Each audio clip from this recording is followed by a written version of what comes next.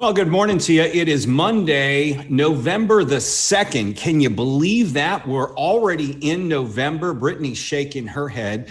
And yes, November has arrived. We're going into our 9th month, I believe, of working remotely. That just blows my mind. Who would have thought we'd be this far down the road? Glad to have you with us. We've got your HCC News and Information, a great way to kick off your work week. Stick around for the next half hour. We're going to get to our guests in a moment, but we've got two co-hosts today. Joining me live from our Stafford area, we've got Raquel Sims. Good morning, Raquel. Good morning, and I cannot believe we are still working remotely and it's getting cold outside. I'm not ready. I'm all for the weather, so good. That's good to have fall finally here. Raquel, stand by. You're going to get us up to date with everything going on in Fort Bend County and the Stafford area. Brittany Pacheco is joining us from her home studio. Brittany, you're liking this weather, and guess what? It's November. That just means we've entered level 11 of Jumanji. Just saying. But yes, I'm loving this weather. It's very pleasant out. I love taking Luna out for her walks in the morning. It's just so nice, you know. But it's also obviously good for everyone to get up in the morning for at least 20 30 minutes spent outside, just so that your circadian rhythms are, gonna start getting used to this new time change, everyone, because I've been struggling, just saying. Who's not struggling during a time change? We could do without this. I know, absolutely. So I do want to remind everyone to follow us on Facebook, Twitter, and Instagram, and also to subscribe to our YouTube channel. Be sure to hit that notification bell so you can be the first to find out the latest uploads from us. And last but not least, to our audience, we need your help. We need your help to basically grow our audience. Hit that share button at the bottom of this post so that it shows up on your personal news feed, and just encourage everyone to take a look at Up to the Minute. That way we can grow our numbers, but more importantly, just so that we can share this information out to everyone.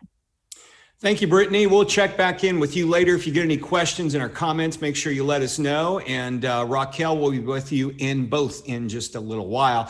We've got two special guests today. We're talking programs at Houston Community College.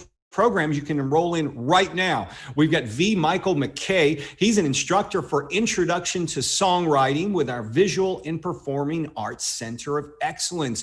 Good morning, Michael. I'm going to get you to unmute your microphone if you would.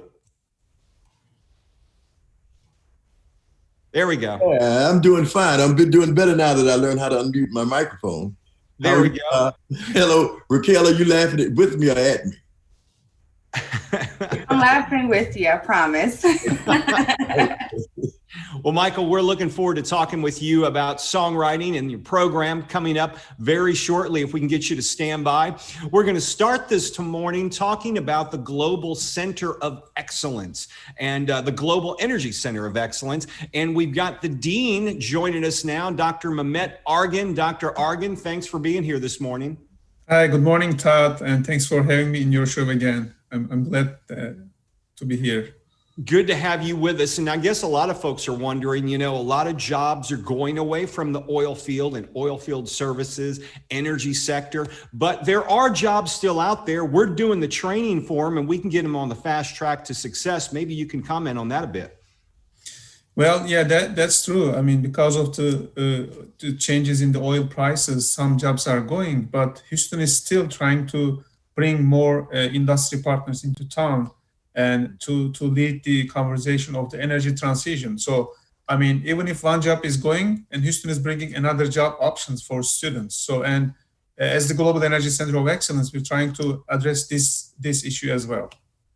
And you were on a couple of panels recently, one of them talking about the day in the life of a plant operator, and that's perfect for the Houston area because petroleum processing, a big thing in our Houston and surrounding communities because we've got a lot of plants here. Yeah, that's true. There are several plants, and Houston is energy capital of the world. We have a lot of petrochemicals industry, and these plants are still hiring for their power plants. And in that panel discussion, we met with the industry partners working at the plants and introduced their view of the job occupation to our students. And tell us about a panel you were on regarding biomedical technicians. Maybe you could explain what that field is and how you guys are training them. Well, biomedical technicians are trained to maintain and fix the biomedical equipment used at the medical centers, including hospitals. So this is one of the essential worker group. I mean, in our panel discussion, all of our panelists stated this, like nurses, like doctors, biomed technicians are the frontline health workers. And at our center, we train technicians for this industry as well.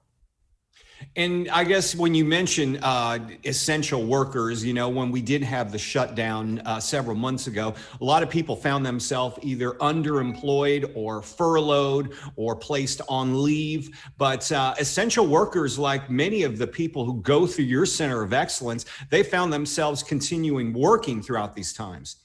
That's true. I mean, even during lockdown, plants continue to operate. And hospitals continue to operate. We didn't close the hospitals. We didn't close the plants and refineries. So our graduates can still continue working as their essential workers. And you guys have made some transitions in the Global Energy Center of Excellence. Maybe you can tell us about that, how you've made transitions to keep up with technology and the workforce demands. Well, at this point, we are heavily investing on AR and VR technology in global energy programs. In addition to that, we are using supplemental online tools to enforce the instruction, because most of the classes are taught in a hybrid fashion, and we have to develop and add more online tools. And if someone was, let's say someone's looking for a new career, they may have been furloughed, they may have been laid off, and they're looking to launch a new career. Can they get started in your Center of Excellence, get some certification to go out there and quickly get working, but also maybe look towards the future and continue taking classes while they're working? Well, right now we have 4 programs, and in all of these 4 programs, we have certificate programs and associate degree plans. And people who got furloughed can still come to us and complete their certificate and gain some skills, because skills that they have will not go away. I mean, skills can be transferable. And in this regard, we are also trying to add more programs like wind turbine technician. It's one example that our graduates can also work in that industry.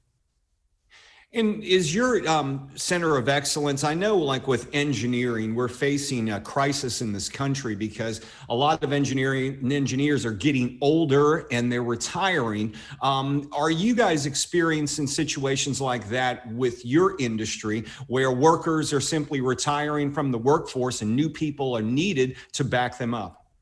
That's true. I mean, baby boomers are retiring, both in our panel discussion with the biomed technicians and my meeting with the plant managers. And these industries are looking for younger talents.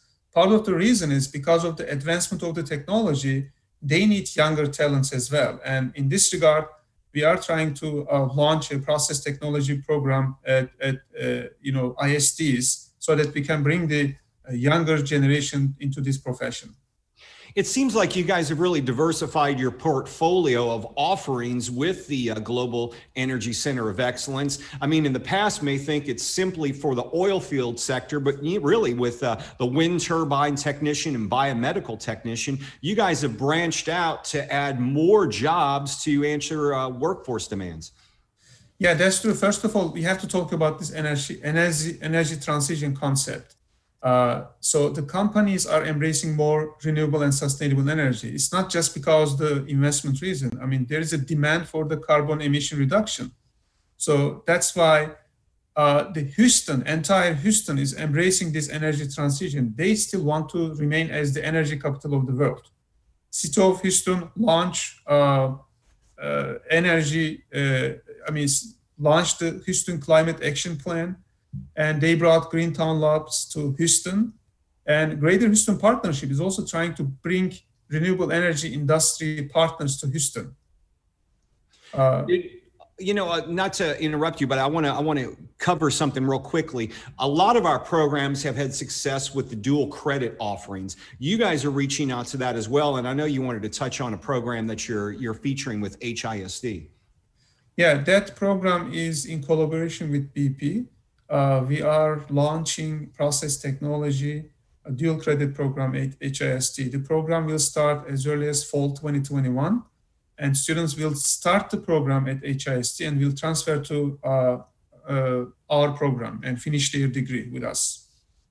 Dr. Mehmet Argin, a lot of exciting things going on with the Global Energy Center of Excellence. Folks, in the social media post for this show, we're going to give you all the information where you can click on it, go to the Global Center of Excellence, and you can get a chance to see everything they offer and all the program courses. Thanks for being here this morning.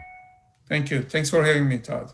Absolutely. We're going to move on to Mike. Thanks for representing the faculty of the music business program. Thank you for being here. And you're also a two-time Dove Award winner, and you have a weekly KTSU radio show? Exactly. The two-time Dove Award winner happened some years ago from the penmanship of a couple of songs, one called The Battles of the Lords, another one called Through the Storm, both recorded by Yolanda Adams, and who's also a Houstonian. Yeah. And we do a radio show on Sunday nights at KTSU called Truth from 7 to 9. Of course, that's KTSU is the home of the Yolanda Adams morning show as well. So she and I, both being a part of this Houston community, are partnered in doing things similar to what other communities do. She sings, I write, and now I have the great opportunity of passing some of these jewels and some of this information down to students at HCC. Mike, I want to ask you particularly about, I know you've been teaching online and your students have been taking your courses online, but you've got an interesting story about one of your students who's now in Little Rock, but still an HCC student. Exactly. What happened was that as we were doing online classes, I was asking the students about their whereabouts, and they had to go on location to write. They would name a location, and they'd have to use the 5 senses and some other things that we were using to write. They couldn't tell us where they were. They just say they read a 12-line or 16-line song text. And in it, we were supposed to be able to evaluate the song text and determine what they were writing about based on where the location was. And in doing that, I discovered one was in Little Rock and there's another in Port Arthur. Of course, COVID ran them there. Right.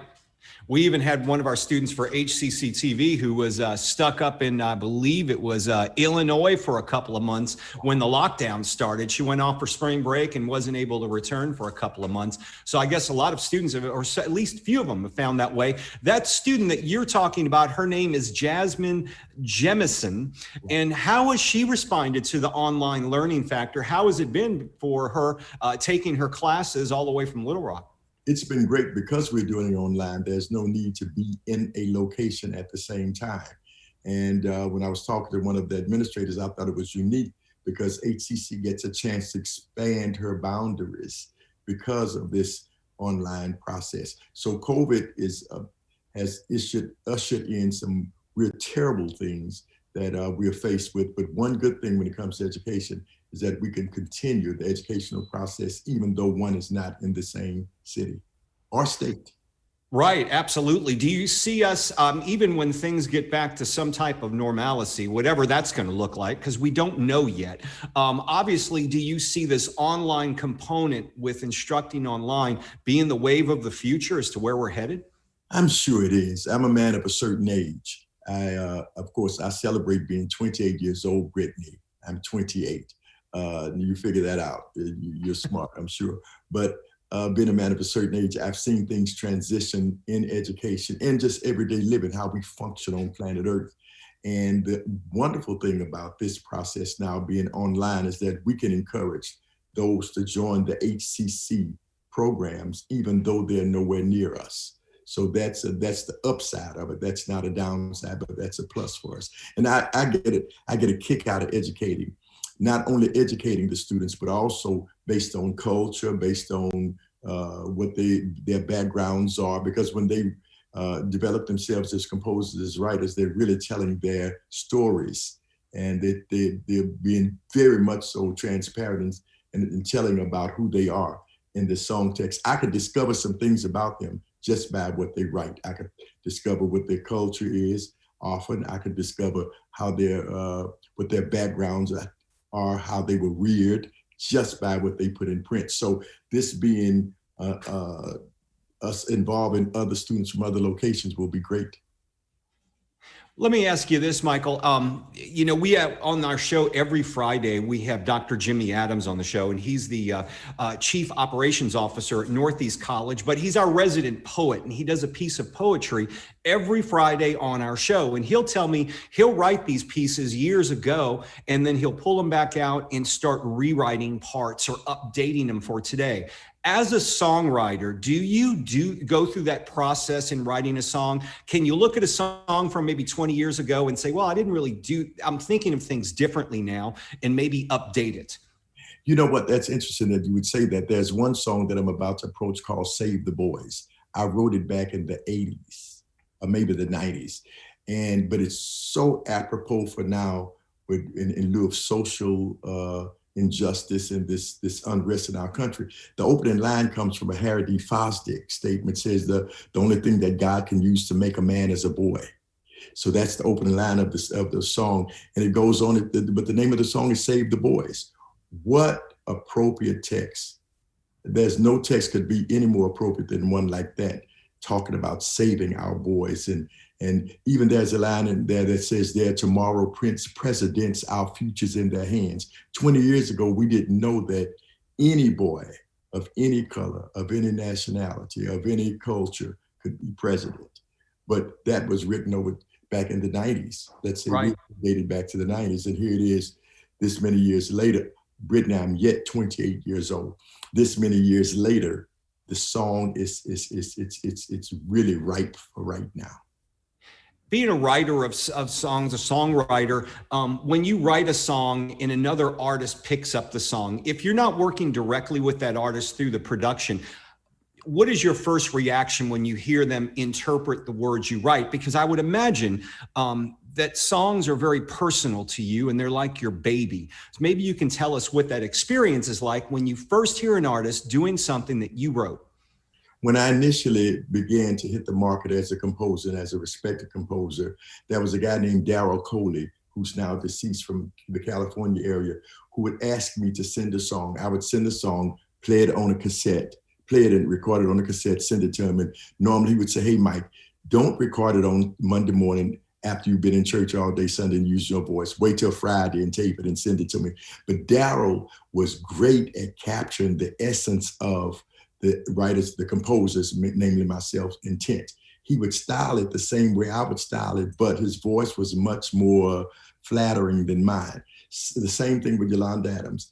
I could give her a song, tell her the story behind the song, how the song was evolved, and she could capture the essence of. Now, I've had some myths.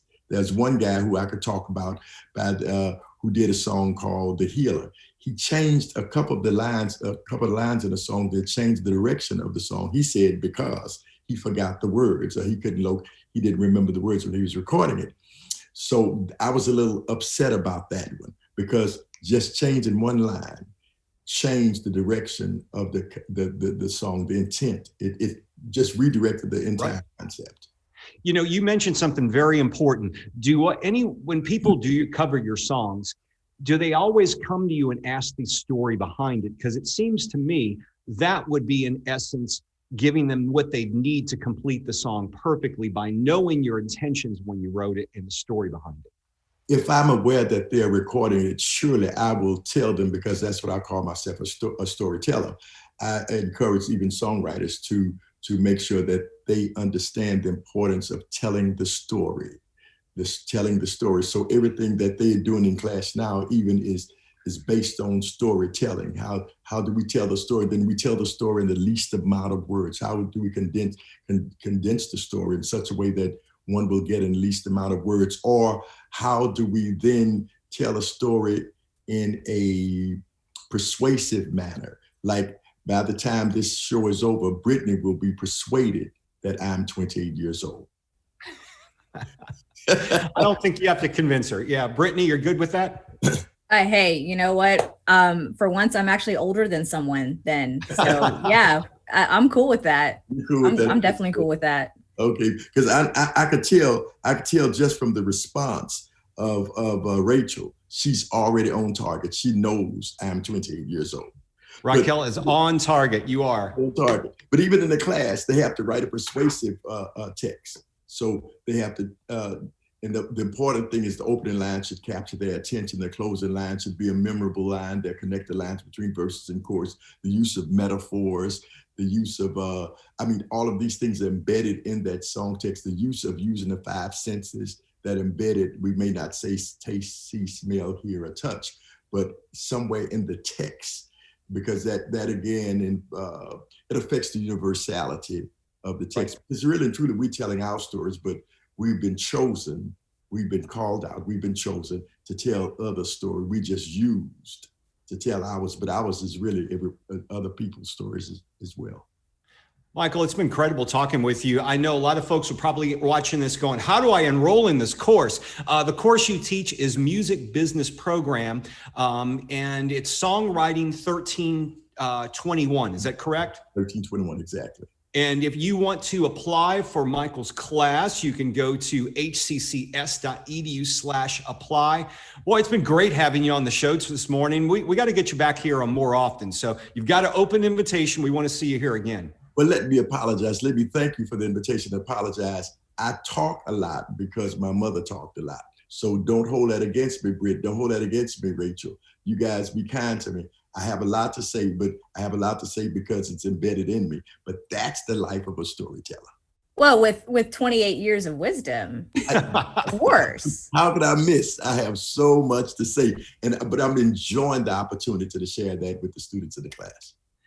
Fascinating to have you on the show, Michael. We appreciate you being here. We'll see you again soon. Thanks, Todd.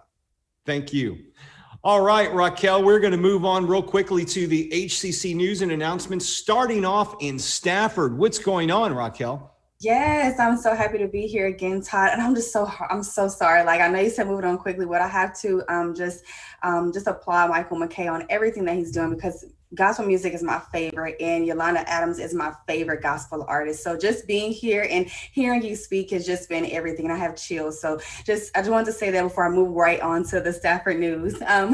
Things are going great out here in Stafford. If you haven't been to this side of town in like the last 7 months, the school looks completely different. It's like a mini college campus. We have a brand new early childhood center for Stafford MSD.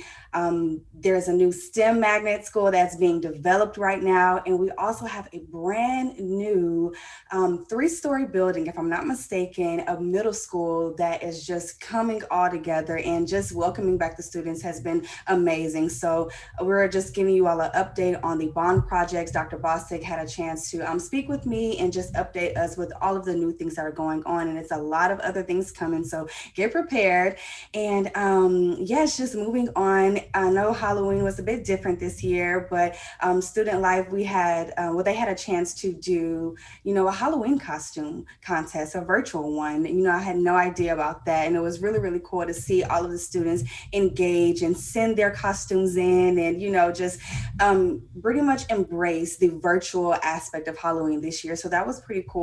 And also, the Sugar Plum Market, which is hosted by the Fort Bend Junior Service League every single year, is, going virtual this year. Normally, they are hosting this event at the Stafford Center, but this year with everything that's going on, they've decided to move everything virtually. So they gave insight of how you can still shop and give back to the community from a virtual aspect. And then next week, we're going to be covering a virtual library book fest. So stay tuned. If you're not following our YouTube, please follow us at HCC Southwest TV Studio, and also follow us on Facebook and Twitter as well. Thank you so much, Todd, for having me on here to give you all the update of what's going on in Stafford, and I look forward to speaking with y'all next week. Raquel, you mentioned a lot of things have changed in Stafford. One of the things on a somber note that's changed is City of Stafford will have a new mayor for the first time in, I believe, more than 52 years, as longtime Mayor Leonard Scarr Scarcella passed away over the summer,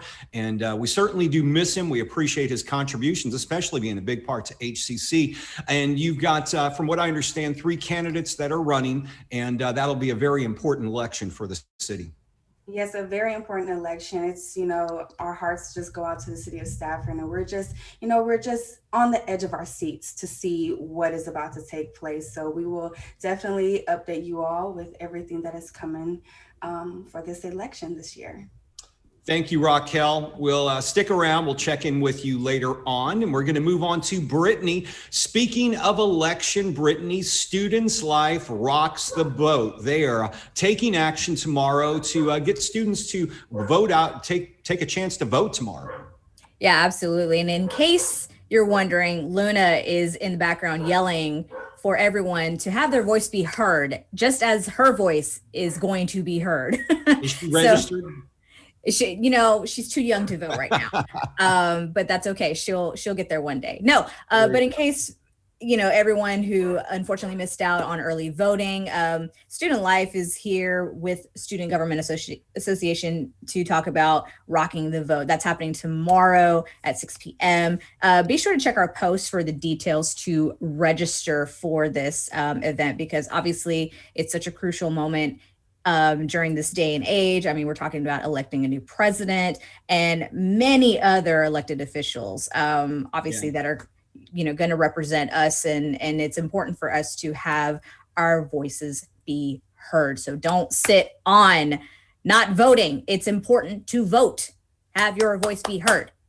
That's right. And tomorrow on the show, we'll have Students Life's Carl Mays. He'll be talking how they've been reaching out to students to get them to register to vote now, but most importantly tomorrow to get out and vote. The good thing about Harris County, we've had record numbers of people that have been voting in early voting. So that took place all the way through Friday, record numbers. So tomorrow's going to be a big day.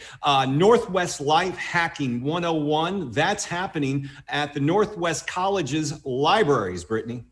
It is. So Northwest Libraries and Career Services and Student Life present Financial Literacy. That's happening tomorrow, Tuesday, November 3rd at noon. This is featuring Joe Philistine, the University of Pittsburgh Director of Financial Wellness, and our very own Daniel Scholl, sorry if I mispronounced that, who is one of our HCC financial coaches. So if you're interested in participating in this particular Life Hack 101, email nw.osl@student.hccs.edu. This is going to be a fantastic event because a lot of people don't understand, you know, finances and everything that goes into it. I'm going to move down to the filmmaking series to update you with HCC's Visual and Performing Arts Center of Excellence. They're continuing their free virtual workshops with Alfred Cervantes. Now, he is the director of the Houston Film Commission. He'll be speaking at noon on Wednesday, November the 4th, this Wednesday. Registration is required. We'll have the link in the social media post for the show. And another thing that's happening on Wednesday, Brittany, I'm going to skip down to Substance Abuse 101 because it's a very important topic. It is. It's absolutely important to us. So the HCC Northwest Counseling Department presents this Substance Use 101 along with Lori Feister who is the clinical director of the Council on Recovery in this WebEx session. Now that's happening Wednesday, November 4th, at 2 p.m. It's free and open to the public. Registration is required. You can go to hccs.edu/virtual-SU, in other words, substance use, or you can just check that link in our post for this podcast. That's right. We are running out of time very rapidly, so we want to promote what we have going on tomorrow. And as I mentioned, Student Life, they're going to be on the show. They are going to be on the show. I'm very excited. But Todd, before we sign out, I do want to share quickly my little Halloween, little fun time with my family, checking out Miss Luna. Oh, there we go. Who was my little TY beanie baby. Talk about throwback to the 90s. Yeah, that's crazy. But also I stepped out of my own comfort zone and decided to do this. If I can click on here and get it right, there we go. Uh-oh. Wow. That's some did you do that yourself with the? I did do that. This is all makeup and face paint. That's amazing. Took 4 hours. Wow. Good That grief. is actually, that's a lot of skill there, Brittany. I think if things don't work out for you here, you can definitely be a makeup artist for the movies. I Yes. think you got a career there. Hey, listen, I've got a whole That's new incredible. I've got a whole new respect for makeup artists because this is not for the faint of heart. So now you know what KISS went through all of those years. A lot of new respect for them, right? Oh yeah, definitely. I mean, Twisted Sister, they made sense now, didn't they? oh yeah, you know, I remember them. I'm not sure if Michael McKay, because he's so young. I don't know if he remembers them, you know, obviously. So Unmute your microphone, Michael. We can't hear you. There you go. Let's see if you can get, there you go. I read about them. I was told. you read about them. Okay, studied good job. Google them. Yeah. I Googled them. Well, folks, that about wraps up the show for today. We appreciate everyone taking part in the show today. Brittany, Raquel, Michael, thank you all for being here. And thank you, most importantly, for being here and up to the minute. We're here every morning, 10 a.m. live, and we'll see you tomorrow morning right here on Facebook.